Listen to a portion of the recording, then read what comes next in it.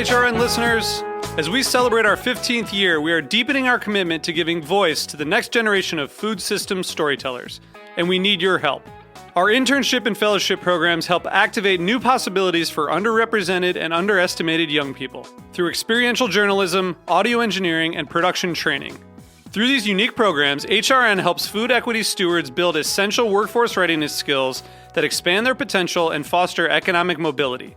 Please consider supporting these critical programs. And with a minimum donation, you can be entered to win a dinner for two at an amazing restaurant in one of 8 cities and tickets to a concert at a great venue in one of those cities. We have incredible partners across the country who have donated, as they also share our passion for helping to educate the next generation of food systems storytellers. Check out heritageradionetwork.org/15 to donate and enter to win today. That's heritageradionetwork.org/15 to donate and enter to win today. And make sure you donate before March 31st. Thank you. Today's program was brought to you by Patina Events at Brooklyn Botanic Garden, an idyllic location for weddings, corporate events, and parties of any style. Visit us at patinaevents.com. This week on Meat and Three, we're exploring interactions from drug studies in a laboratory. If this effect is as big as he's saying, somebody should have discovered this long before he did. To global wisdom on avoiding hangovers. Beber cerveza antes de tomar vino no previene los síntomas. Bière sur vin et venin, vin sur bière et belle manière. Beer before wine, you're going to be fine. Wine before beer, you're going to be queer. To the novel recipes developed by an Indian-American family deep in the heart of Texas. And then my mom's sort of coming to America and learning that white parents love to melt cheese on things to get their kids to eat it. She was like, this is genius. Be sure to subscribe to Meat and Three. That's MEAT+THREE. Available wherever you listen to podcasts.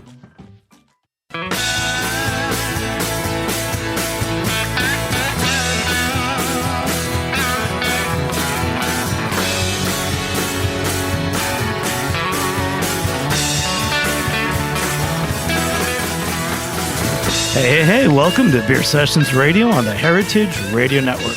Hey guys, it's May 7th, 2019. Today's show is the State of New York State Beer. I'm Jimmy Carboni. I'm the host here at Heritage Radio Network. We've got a great studio in the back of Roberta's Pizza in Bushwick. If you ever take the L train out to Morgan Stop, come on over every Tuesday, 5 o'clock. We are back here. We got some great guests today. A big change has happened in the world of craft beer since even, 8-9 years ago. New York State's been the leader in being innovative about changing laws and promoting the development of the craft beer industry. I can't believe how far we've come. And the guests that we have, we're going to talk about that story a little bit and kind of tell you where the state of New York is right now. Let's just go around the room. Everyone will introduce themselves. How's it going? Jason Saylor, Strong Rope Brewery. And Jason, you've been one of the leading New York City brewers who's really doing the New York State farm brewing thing. Yeah, working on it. I mean, we use 100% New York ingredients in all of our beers, and trying to push that on our small 2-barrel brewery down in Gowanus. No, and it's great to have you on, and the guy who's helped change everything. Yeah, not me. I'm Paul Leone, the executive director of the New York State Brewers Association. And so, Paul, we're going to talk about from when you first came on. The changes that have happened in how many years has it been? 5 years now? It's approaching 6 years in June. So when I started, there were 135 breweries in New York State, and I think today we're at 447, maybe 447. So it's hard to keep count. So we literally are opening a brewery one every week. That's great. And then Stefan Fleming. I work for Empire State Development. I run the one-stop shop for the craft beverage industry. So people trying to open a brewery, they give you a call? Yep, trying to open a brewery. They have questions about licensing, permitting. Hey, can I do this? Can I not do this? Am I breaking the law? Really a whole host of questions for the entire craft beverage beer industry, wine, beer, spirits, and cider. So let's take a little step back. In 2012, Governor Cuomo organized a craft beverage summit for craft beer, cider, spirits, and wine. And from that, a lot of things happened. Laws changed. Farm craft beverage laws were passed. let's talk about that, because that was kind of a seminal moment, 2012, 2014. So much has changed since then. Yeah, I think the interesting part is I came in 2013, and just to give you a little background, the association, or this version of it, and I'm happy to go back to emphasize on that a little bit or elaborate on that a little bit, but this version of it started in 2003, and really the 9 board of directors at that time was to change the laws in New York State. That's all they focused on. Before, nobody worked for them. It was just, how do we change the beer laws? And then you get to 2012, and you get, Andrew Cuomo, and you get, a really a very favorable, a lot of laws have been changed, and a lot of favorable legislation. You get an industry that starts to grow. Craft beer becomes a thing, and here we are. And then Jason. Yeah, I mean, we actually, because we started doing our developing our business plan around 2011, 2012. So we actually shifted as soon as we heard about the farm brewery stuff and the kind of emphasis on what was going to happen to using New York State ingredients, and kind of haven't looked back since. So we've kind of developed, and when we officially opened in 2015, we were using 100% New York hops and about 90% New York malts, and I've just been trying to kind of increase that ever since, and getting onto panels and talking to brewers and getting out there to try to promote that as much as possible to help kind of engender and fuel the entire farm side and the ingredient side to the rest of the craft breweries that are interested in kind of pursuing that take on things. Yes, the farm brewery license and the farm cidery license were created under Governor Cuomo, and they were modeled after the farm winery license, which Governor Cuomo rightly saw showed an increase and really made an increase in vineyards across the state, and he saw the connection between the value added to the grapes that are already being grown here and being grown well, and he asked the question, why can't this be done for beer? Why can't this be done for cider? And the answer is very easy. It can be.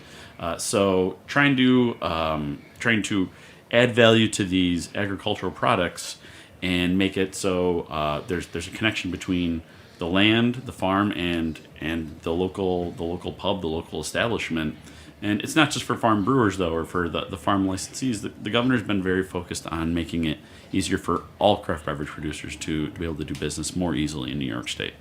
Great. And Paul, since you've joined, how has the association evolved? You're doing festivals. You're seeing, good Lord, New York City have its own Brewers Guild. When I joined the association, I think there was like $687 in the account or something, and they a bunch of brewers chipped in some money and said, "Here you go. You got to grow this. Put it in the ground and grow the money tree." So. You do that by doing events, and it's a nonprofit. That's what we are. And so, it was just me in 2013, and now there's 2 full-time staff people and a part-time person, and the industry and we could probably hire more at this point. But we're number 2 in the country, I think, or pretty darn close in number of breweries. We're number 3 in economic impact. I mean, we're a player right now in New York State. So the change has been mind blowing. I'm a little grayer. I have a little less hair. I'm a lot fatter. So things are good, Jimmy. Thanks for asking. I'm glad. Well, one reason I asked you to come on is that there was the recent Governor's Cup, and tell me about that, because that's really grown a lot. I know some breweries, like I think Strong Rope, KCBC, Prison City, Upstate, all won awards. We created a beer competition, and we made it, the standard really is the Great American Beer Festival, right? I mean, that's what, you win a Great American Beer Festival medal, and you really feel like you're the best in whatever class that is. And so we created a beer festival, not just to give out medals, but we made it GABF hard. If you don't score the points, you don't get a medal. And so this year we had 7 no medals. And the Governor's Cup is the best in show. We've got, best brewery. And we did it for a couple of reasons. The main reason was we really want to start shining a light on New York State beer. We're not in the national conversation. When you talk about great beer states, right?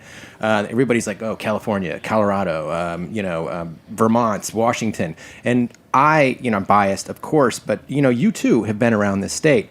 I would put our beer against any other state in the country. We just don't have the marketing. We don't have and so the competition was one of those things where it's like, okay, let's make it really hard. If you win a medal, let's have a Governor's Cup to it. If you win a medal, it's great marketing in a lot of ways, and it gets a lot of press. And it's sort of the underlying idea of it is to, hey, look at us. Like, look at these award-winning breweries in New York State. Well, I'll tell you what's cool, what we've all been part of, whether you're a home brewer like Jason was, going back when we started the show 10 years ago, I remember it was something like really hard to find, like a Russian River from California was what people talked about. And then it was Vermont breweries. And now the last few years, outside of New York, people are trying to get other half threes, in terms of like what's in demand and what people really talk about. So you're right about that. Jason, for you as a brewer, a New York City brewer, how do you interact with the Brewers Association? Well, I mean, one big thing is I'm actually the board member for the New York City region. Out of the 11 regions? There are 9 regions, regions. So nine regions and 2 at-large seats. There are 11 board members. Okay, yeah. See, I knew something. Yeah, you knew that. You're new. You're the new kid on the block. You just got elected. So I'm representing the city on the association.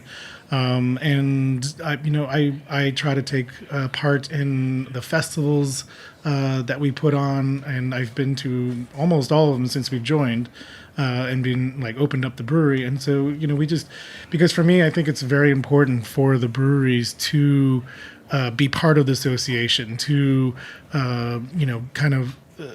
the more that we can work together, and I tell this to both the hop farmers and the malt houses as well, but the more that you can work together in your industry, the better you have a voice in wherever it is. If it's Albany, if you're putting out, wherever, you have a better voice, and you can work together, and you can create a better industry overall.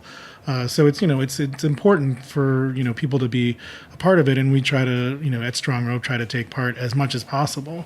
I think it's good to get out there and be a part and act as a part of your association. So a big part of what changed in New York was that small breweries could open tap rooms. Who wants to talk about that? It's been a huge thing for the Craft Act. What was that, 2014? 2014? The Craft Act. The Craft Act is what made it so you could serve by the glass. So think about that statement, right? I mean, what could you do before that?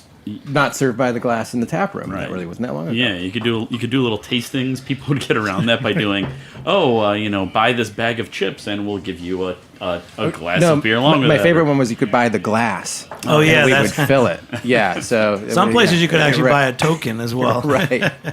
This allowed people to be able to not only manufacture the product, be able to sell it by the glass out of their tasting room, connected right to their brewery. And that's where they're getting the most of their return. And it's great because the places that they're setting up shop, where they're setting up their breweries, are, frankly, they're all over the state. They're in every part of the state, but they're in these old, beautiful industrial buildings in the Hudson Valley. They're in these spots along the Finger Lakes that have these beautiful vistas. And here in New York City, again, with all these old industrial buildings, people want to come hang out at these places. They're cool places. They are revitalizing the neighborhoods that they're in, because it's a place to come and hang out, a place to walk around, and it increases the foot traffic in every single neighborhood that these breweries are going into. And I love that. Is what you like your brewery, where your brewery is. It just feels it's like in a like it's an apartment right next door. It's in a neighborhood, and it enhances the neighborhood, like having your brewery there. It demystifies the whole idea that brewing is this industrial process that you have to see from afar, and there's giant vats and things. You come to our space, we're a 2-barrel brewery. People can walk back there and see it. We do tours, and it's very much it's almost like a kitchen type of thing. And we create this third space, and we wouldn't be where we are. We couldn't have stayed the size that we are for the 3 years if we weren't able to sell pints directly to consumers, because that otherwise we would have had to grown. All breweries were growing or started out really large so that they could get those economies of scale. And having to be able to sell pints directly to consumers allowed us to bring back the idea that breweries could be neighborhood little joints. I think the old days, the threshold was, I think Brooklyn Brewery said this years ago, that before you had tap rooms, you had to produce at least 10,000 barrels of beer to actually pay your bills as a distribution model. Mm-hmm. So it's pretty. I mean, cheers to that, because these little things add up. I've been reading about the next show. We're doing a show at 6 as well with Jeff Allworth about the Widmer Way, and hearing about Oregon's craft beer scene starting from the 80s.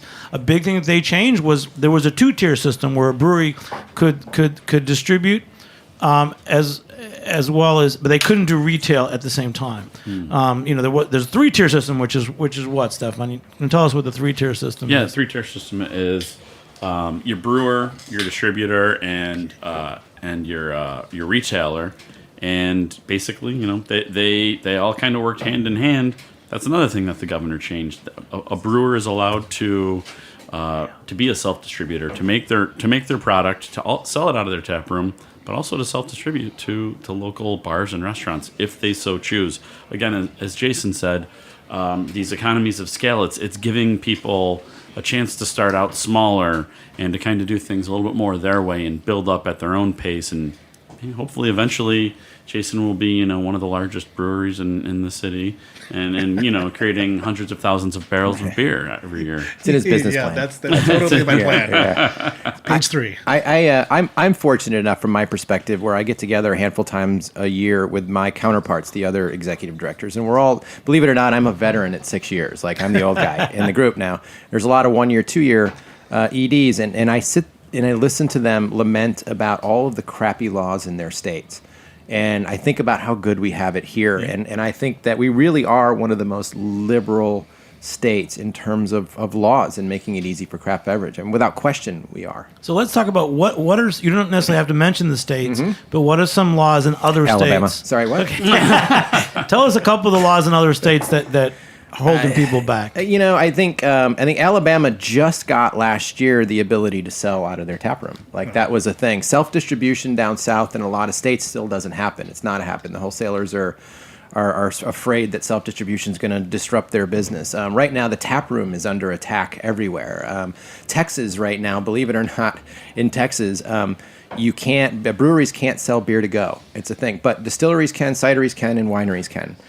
Breweries cannot. The wholesalers are fighting them. So there's laws like that where they're backroom deals because money talks, and there's a lot of that still going on. In Texas, even in Michigan, franchise, here you can get 5 branch offices. Breweries can. So Jason can have his brewery, but he can open up a tap room up in Rochester, his home or whatever if he wanted to. If he wanted to do that, he could. He could do 5 of them. In Michigan, they just passed a law in the association compromise with this. You actually have to have a brewery in every location. Here, it can just be a tasting room. So, you can just do a lot of things here that you can't do in other states. Yeah. Jason, anything that you've seen? Yeah, it's you're starting to see people, because it's been around for a little while. Everyone was just getting their things off the ground, just their original breweries. But you can see this more and more. People are starting to kind of creep up and play around with an extra location and do a tap room other places, and it's stuff that we're thinking about as well. But it's now that you've had a couple of years under the belt, we can start thinking about other ways to progress, and that's one way rather than necessarily. So let's clarify. So it's a New York State farm brewery license. Yeah. You can have up to 5 satellite. Yeah, correct. And so other half is a great example of that. They just opened a huge facility up just south of Rochester, upstate. And because it's so much more affordable for them upstate, they can buy it, put it in a big brewery, and they could probably make beer up there easier and ship it down here, cheaper than having it here. And they're going to keep both locations, but it works for them. And there's a lot of other breweries that are doing Single Cut has a huge facility upstate from Queens, and so it really helps breweries. You get to a point with some breweries, and they can only make so much money out of their tap room. And so what do? Distribution isn't always the answer anymore because there's no more shelf space. There's no more tap handles. Distribution model is, as our Fred Matt says all the time, would you rather make $5 a pint or $5 a case? Right? So distribution is a tough model right now. So how do you expand? And you probably, I'm sure you look at it, Jason, what do you do? So a branch office might be, an office. I can open a a brewery somewhere else in a populated so area. literally, if I was a New York farm brewer like Jason, I know Big Alice has done this or Rockaway. Yep. So what can you do, Jason? You can literally, you have your brewery in your neighborhood. You could open another neighborhood, just a room, and set up a tap. I can kind of you can do I could open up a small 400 square foot tap room on Court Street in Carroll Gardens or Cobble Hill or something like that, and just serve our beer there. Or I can also serve other New York State wine, spirits, and ciders. Farm, which is part of the license benefit. But yeah, I could open up across the state. I could open up 5 additional locations that are just tap rooms, or I could also put in other systems as well, so I can brew in other places. I mean, it gives you a lot of flexibility and a lot of ways to create a unique and kind of a dynamic business plan to get your beer out there, rather than saying, okay, I'm just going to grow to a 10,000 barrels of beer and try to get that all out. Like, Stefan, these are issues that you have to deal with? All the time. So let me ask you a question. This is my question. I have 5 years of questions on this. So the first part is, let's say I have a New York State farm brewery license. I have a brewery in New York State, and my friend has a farm property on a busy road in a county outside of New York City. Can I get a satellite license and put up a tent and a jockey box and a porta potty? Is my license that easy just to set up like that? Not quite that easy, no. There are still the requirements. I mean, it's still called the Liquor Authority. They are still the ones that are regulating this industry, and they still have they still have laws, ABC law, to follow. I mean, if you wanted to do that, you'd have to have a building that you would have to do that on. But it wouldn't have to be on a farm, by the way, though. A farm brewery does not have to be on a farm. There can be a farm brewery in Midtown Manhattan if they so choose. Farm winery is the only one that's required to actually be on a farm in an agriculture district. But there are still there's still certain regulations you have to follow, of course. I mean, you're still manufacturing and selling alcohol to the public, so everyone needs to make sure they're following all the rules at all times. But it's become a lot easier than it was just a few short years ago. Such a buzzkill.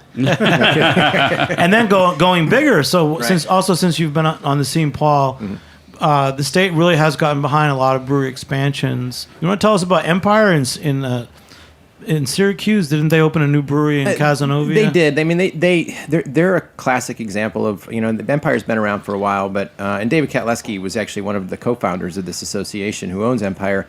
Really kind of led the way of branch offices and the farm license, and is still on our board today. And there's a lot of breweries like that are expanding, and the state government makes it easy to happen. That's the great thing about New York. And everybody complains about New York and taxes and things. And one of the things we were able to pass is there's a state excise tax of 14 cents a gallon for brewers, and that's fully rebatable for every brewer. So basically, they pay no state excise taxes. So these are some of the very favorable things that help the brewing industry in the state grow. Because one of the great things about brewers, and this is what we really hammer in Washington D.C. and in Albany, is you put more money in their pocket. You know what they don't do.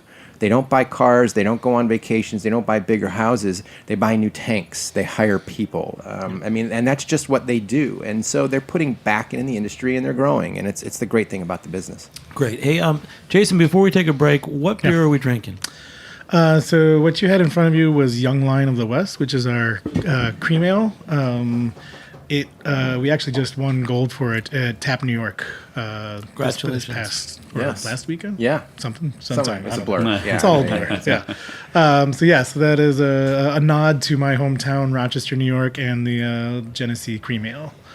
So that was one of our first beers that we ever made. Great, thank you. We're going to take a short break. We'll be back in a minute on Beer Sessions Radio. All right.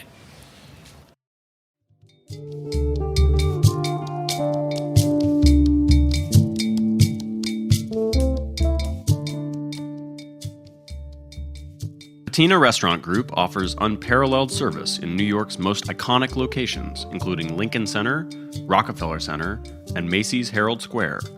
Patina is also the exclusive caterer at Brooklyn Botanic Garden. From meetings and presentations in the glass-walled atrium, to galas in the renovated Palm House, and intimate wedding showers at Yellow Magnolia Cafe, Your event will be perfectly imagined and customized at Brooklyn Botanic Garden.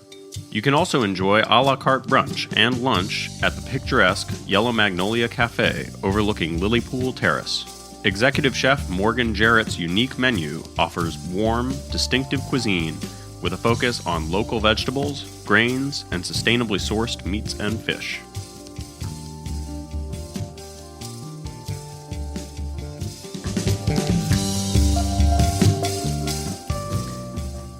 Hey, welcome back to Beer Sessions Radio on the Heritage Radio Network. We're talking the state of New York State craft beer. We're talking about different things, laws, how the industry has evolved and everything with Jason from Strong Road Brewery, Paul Leone from the New York State Brewers Association, and Stephen Fleming from Empire State Development. I was fantasizing about, just taking one of these farm brewery licenses and opening up a tent-side brewery satellite office on a highway somewhere. So it's not that loose. It's not quite that easy. No, it's one of those misconceptions sometimes that things become easier, but there's still rules you got to follow. So, it's again, hate to be a buzzkill, but yeah, there are rules. There is still there's still the liquor authority. They are charged by New York State government to oversee these things. But the licensing for a branch office is not a difficult license or a difficult application to fill out and apply for. Exactly, and it's something that I have to credit Governor Cuomo. I have to credit the former chairman of the liquor authority, Dennis Rosen, and the current chairman, Vince Bradley. They have worked so hard to work collaboratively with me at Empire State Development, with Paul, with all of the industry association heads, to work with the industries to make it easier to get applications and permits processed faster, to make it easier. I mean, it's pretty amazing the sea change that has happened over there. So this was basically what you guys have been through, was the first real overhaul of New York State liquor laws since Prohibition ended, pretty much, right? Yeah. I mean, without question. I mean, I think that the first version, or the 2003 version of the New York State Brewers Association, that was their sole focus, was how do we change the laws and fix things here in New York State, and really give a lot of credit to the wine industry. I mean, they laid the groundwork for a lot of, we've just copied what they did and applied it to beer. And so, we owe a lot to the wine industry as well in New York State. That's great. And where can you see it going? I mean, New York is almost like the shining light now, where we've gone and changed these rules from after Prohibition. Tell me more about other states. Like what other state directors are asking you, Paul, the interest that people have in seeing what we did in New York? Well, we'll never be number one because California has 1,000 breweries, right? So I don't think we'll ever get there. But one day it'll be split up into two states, right? Cheering we're number two. If we're number two in economic impact and number of breweries, that's pretty darn good, because we'll never be number one, and I think that's okay with that. I think I think my guesstimate, and who knows, I think we could reach 500 breweries in New York State at some point and be okay. Because of the vast number of breweries that are opening right now are Jason's size. They're just the size where they service their tap room and their little neighborhoods that they're in. That's sustainable, and there's a lot of New York's a big state. It's a really big state, and so there's a lot of room for growth. I think as an association. And this is what I lose sleep about a lot, and this is why we have a board of directors, and we talk about these things that Jason is on, is, how do we make sure we maintain this, and there's not mass brewery closings, and how do we take care of things, and we don't know yet. This is unprecedented, Jimmy. I mean, we were talking about it, Stefan and I were talking about it from a historical perspective. No, keep going. No, from a historical perspective, we've never seen this, right? I mean, and in the most breweries in New York State ever was in 1876, and that was 383 breweries. We're at 447 now, so this state has never seen that. And back then it was a population of 5 million. We have a population of 20 million now. So we can continue to grow. For the association is how do we maintain that in a sense where we make sure breweries make smart decisions, make good beer, because pretty soon if they make crappy beer, they're not going to stay open. And I don't know. I don't have a crystal ball, and I don't know how you feel about it as a board member. I mean, I think for me, I think one of the biggest things right now is that we have, with over 400 breweries in the state, that's a huge amount, and we can go up to 500. Maybe we can go up to 600. I don't know. But what I'm more interested at this point is gaining the market share of consumers back to drinking craft beer. Some states, and I don't know, maybe Paul is better with these numbers, but like Vermont and Oregon. Vermont has so they have a 40%. So 40%. Rating where Vermonters are supporting their beer. 40% of the population is drinking Vermont beer. In New York State, it's around 7%. And Oregon's also New York State really, beer, not Vermont beer. Oregon's really good at drinking their own beer. Yeah, right. And correct. They're loyal to their beer. And unfortunately, I mean, we have so much amazing things going on in New York, not just beer, all across, not even just the beverage sector, just the farm, like just everything. And then there's so much going on, and yet it doesn't seem that the drinkers have that much pride in what is going on here. And I don't know if that's I don't know why that is. And I mean, I have some guesses, but if go ahead. Yeah, I was going to say it's going to sound worse than I am, but I think New Yorkers are spoiled in the sense that we can get whatever we want here in New York State, right? There's just like such variety of everything. And from an association standpoint, I think we want to focus them a little bit more. We always say, drink what you want to drink. It's fine. Drink what you like, but think local first. These are small family businesses, and there's a lot of great beer. And I think that's kind of our messaging with our Think New York, Drink New York, our New York Craft Beer app, things that we're doing like to help find breweries in New York State, like make it easier and really market New York State beer. And that will help with the amount of breweries that we have, like all of our breweries, like us being small and, like you said, hitting our local neighborhood. All the breweries in the Finger Lakes, in the Central Region, Hudson Valley, the Adirondacks, up into the Western New York area. Like everyone is starting to see it, and it's much more available, and people will be coming. So it's, if we can kind of keep pushing that narrative and start getting people into more craft beer, New York craft beer, that would be. Paul, I think the Governor's Cup is. I think it's the reason I actually come on the show is that the fact that you have a rigorous. I mean, do you feel like the Governor's Cup was a pretty rigorous competition this year, Jason? Yeah, I didn't win one. I didn't win anything. You won last year, though. I won last year. Yeah, I did. Right. But that just goes to show how tough it is. No, like, you have. I think ultimately you have to set standards because there's a lot of breweries, and I think that now everyone knows about making a good technical beer, a clean beer. Let's talk about that. Like, really, how can we showcase? I mean, I told you already. Not too long ago, people only talked about wanting a Russian River in New York, right. And then it was everything in Vermont was great. But now, really, not just in New York City, but in the region, people are dying for collectible beers that are made in New York. So I just have one comment to say about that. I think that, I can't play favorites in my chair, but when I look at the New York State beer scene as a whole, and I look at what's happening in New York City, and it's not just because I'm here and Jason's here and all of that, but I think what's happening in New York City is really some of the best beer in the state being brewed here. And I think that, there's a lot of great regions. Hudson Valley's doing great, Western New York.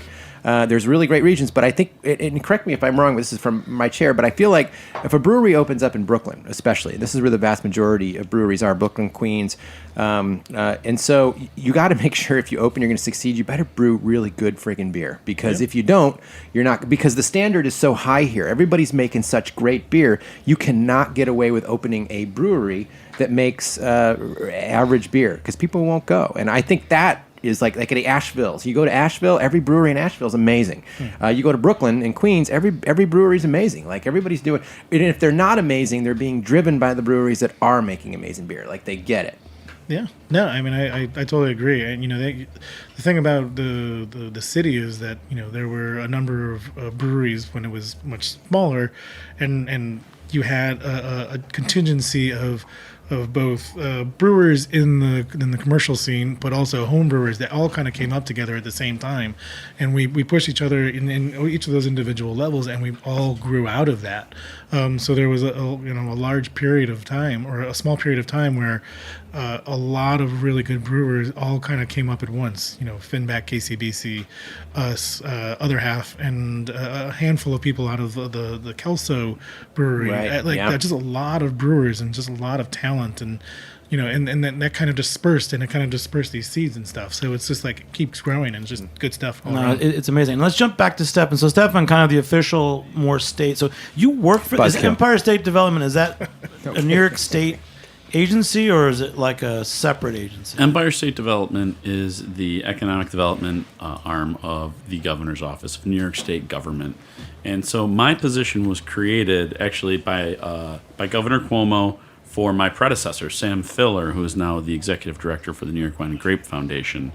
And it was created because there was a lot of questions when people were trying to get started, when they were trying to get licensed. They would call up the State Liquor Authority or the Department of Environmental Conservation or any of the agencies that they needed to work with to get licensed, and they would ask the same question 5 times, talk to 5 different people, and get 5 different answers. And that's no way to do business. So to try and streamline the whole process, the governor created the one-stop shop. And for people that are looking for answers to their questions, they're sometimes just looking to talk to somebody.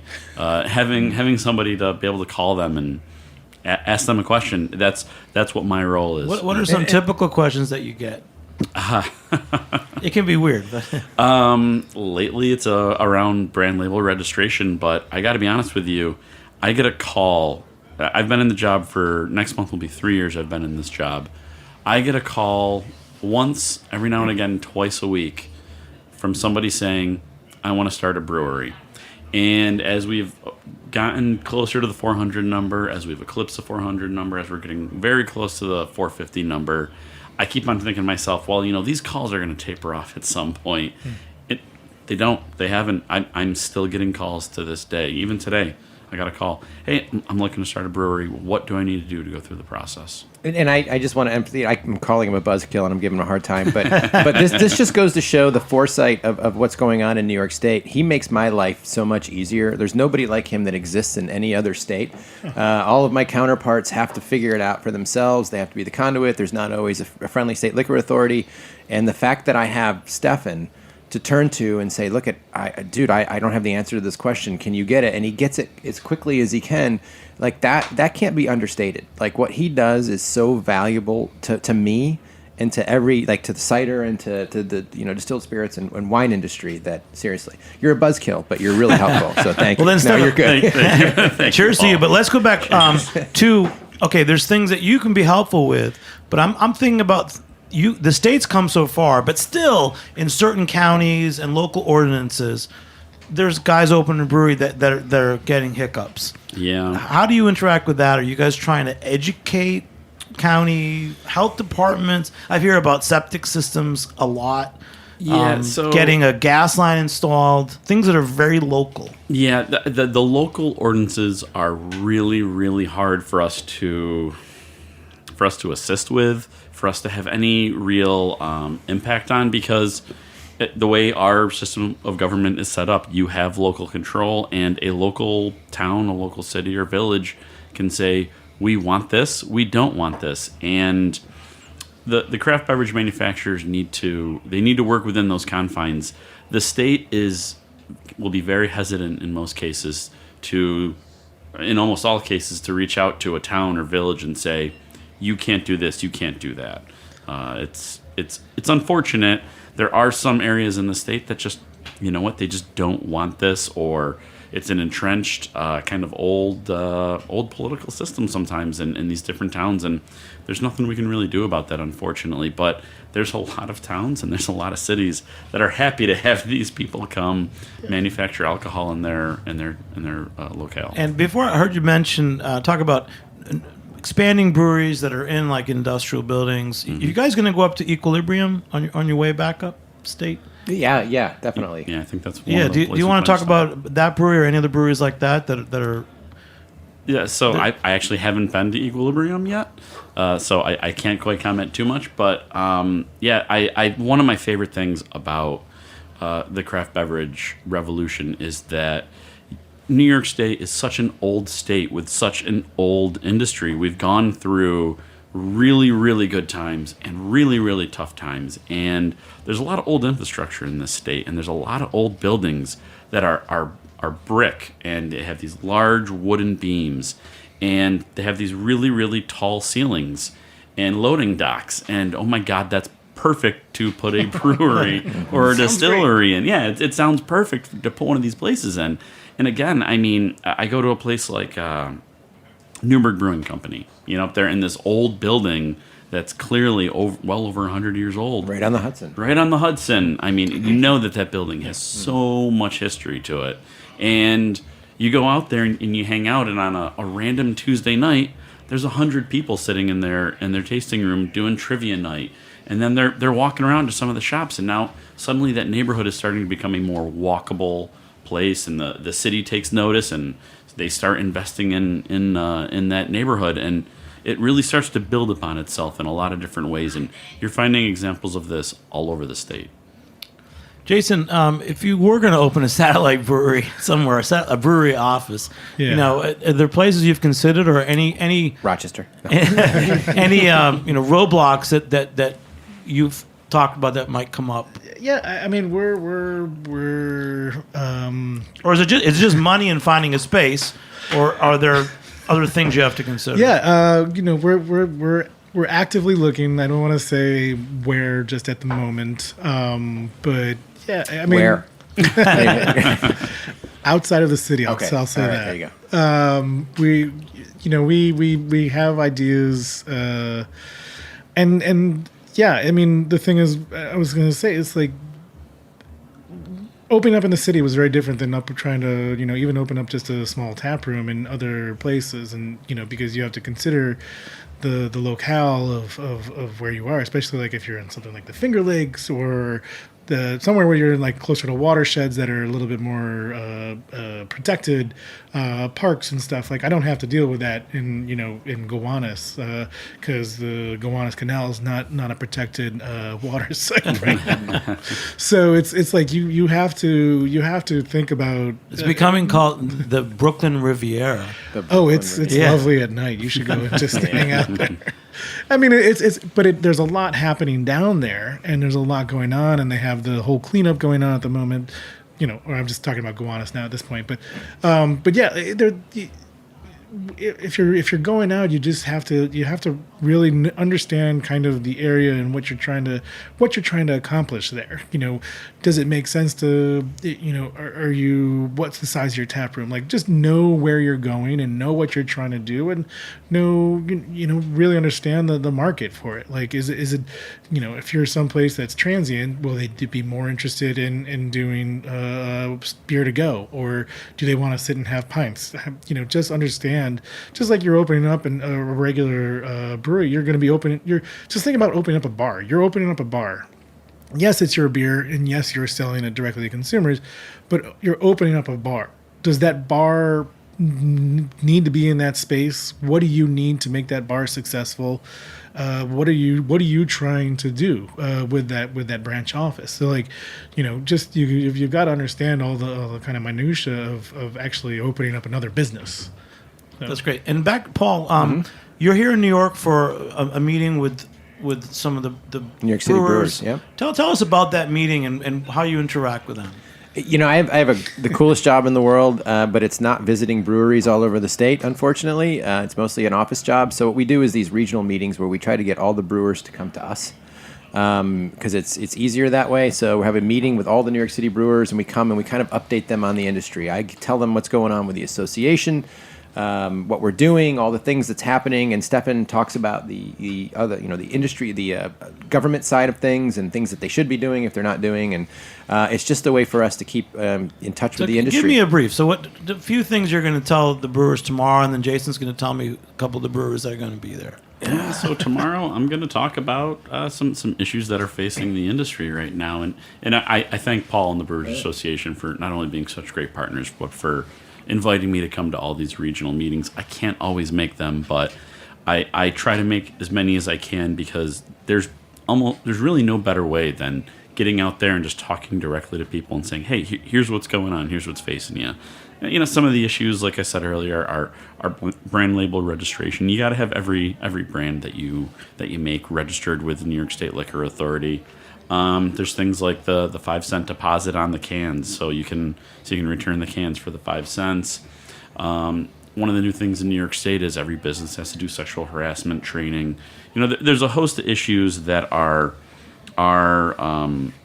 important and are required for every business and ones that are required for every business that manufactures alcohol in New York State. And being able to get out there and make sure that everyone's on the same page it's really very helpful to me. And a quick, since you mentioned it, the 5 cents on a can and bottle, where does that money go? I know when I get an order from a distributor, I was paying 5 cents a bottle. Where does that money go? Does someone keep track of it? Yeah, oh yeah, every person that is what's called a deposit initiator. Man, Jimmy, you're really getting into the weeds here. Every person that's a deposit initiator needs to collect that 5 cents and put that money into a dedicated account, and then they need to file a quarterly report with the Department of Tax and Finance. And if there's any money or any cans that get returned, the money needs to be paid out of that account to the people that return those cans.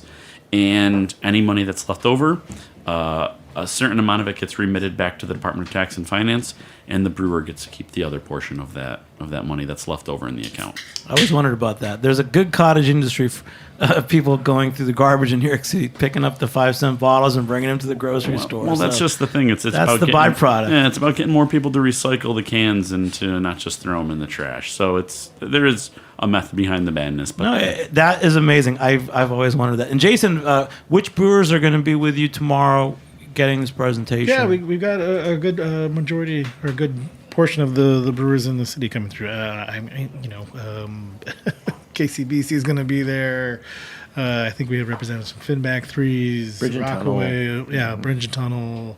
A bunch. I mean, they're very, they're active and they want to be part of it too. So it's good to see them get out there. And last question for Paul. So you I have have a question for you, so don't let me slip away. You'll get it. All right. New York State Brewers Association. Yeah. You have that, but then there's also the New York City Brewers Guild. Correct. How do you interact with that? Yeah, it's a really great question. Yeah, it's a really great question. So basically, the City Guild, we're a big state association. New York City is a big city. They need their own guild to kind of maintain their own things. There's a Long Island Guild, and we're perfectly good with that. We just have really great relationships, and we're really tight. We work together. Great. Well, we're going to wrap it up soon, Paul. Did you have a question? I did. You're a bit of an institution, Jimmy, in beer. And so you're asking all of these questions for us, especially as a New York City guy. And you recently went upstate and you explored, upstate. How have you seen things change? I mean, really, I think you're listening to us talk, but you've been around a long time in this industry. How have you seen things change? I think, those of you guys in the room probably know more about it than I do because just going back to 2005, when I opened Jimmy's Number 43, there were 4 breweries in New York City. And there was a new one called 6 Point. It wasn't really until this Craft Act in 2014 that things really, really changed. And I think what we tried to do before that, now I can't keep up with the breweries, but 2008, 9, 10, any new brewery, we were trying to recognize, as retailers and as media, we can create quality levels. We wanted to find the best brewers. We wanted to see which breweries would want to work with local grains and local malts at certain events. And so I feel like that I've always seen the brewers in New York State respond and the state as well. And I went to the 2014, the Governor's Craft Beverage Summit, and I was really impressed with the state of the industry then. And I still can't believe how far it's come. But when you went upstate too, and you did the show, right? Yeah, we did the show in 2016 on the road with Beer Sessions Radio. We went to 4 regions. We went to Hudson Valley, where we got to hang out with the guys like Suarez and Plan B, who are pretty famous now. We went out to Finger Lakes. We went to the Catskills, and we also went to the Capital District with Indian Ladder. But I'd like to say, on that note, we did a recent episode with Common Roots Brewery. And as you guys know, they had a big fire in March. That, to me, was seeing how far the industry's come. Because just in their region alone, there were so many breweries. There's a company, Melanie of Fremdoffer Design. It's a long-time family business that does metalwork. Is now making brewery systems that they're selling in the region and out of state, which not too many years ago, there wasn't a New York State-based maker of brewery equipment. So that's just one example. Or through Jason, all the different hop growers that I've met. We did a show not too long ago with New York hop growers and the malt facilities in New York. I mean, that's what I love. And so seeing the work that you guys have done is very satisfying for me because there's a lot more interesting stories than there used to be. And I can't keep up with. I mean, Jason, how many malt facilities are there now that you buy from? We actually only buy from about three or four at this point, but there are about, I think, a dozen malt houses. That's exactly correct. There's 12 malt houses. Because in New I'm York State perfect. right now. So you are. The 12 tribes of Jason. The fact that he says he uses 3 or 4, that they didn't exist a few years ago. So that's a pretty good testament. Yeah, I mean, we do it because we found the ones that we like, and we are trying to replicate the recipes that we've done. So there's a reason. I mean, not that the other ones aren't doing good stuff. It's just that we found the ones that we like to work with. But I know people in all other parts of the state that are working with those other great maltsters, and they're small, so they can get most of their stuff to these, with local breweries. So yeah, this is great. Well, Paul, I'm so glad that we connected. The next time you're in New York, we're going to do another show to keep Jimmy, it's always good to see you, seriously. Thank you. So a big thanks to Stefan, Thank you, Paul, Jason, and our good buddy Danny Brookett's here, who's one of my favorite brewers in New York. He's helping out at Circa now. He's got to stop. He's like, hey. So thanks. Big shout out to everybody. Producer Justin Kennedy, assistant producer Leah Pops, engineer Matt Patterson. Thanks for joining us on the Heritage Radio Network. We'll catch you next time on Beer Sessions Radio. All right. Thank you. Woo!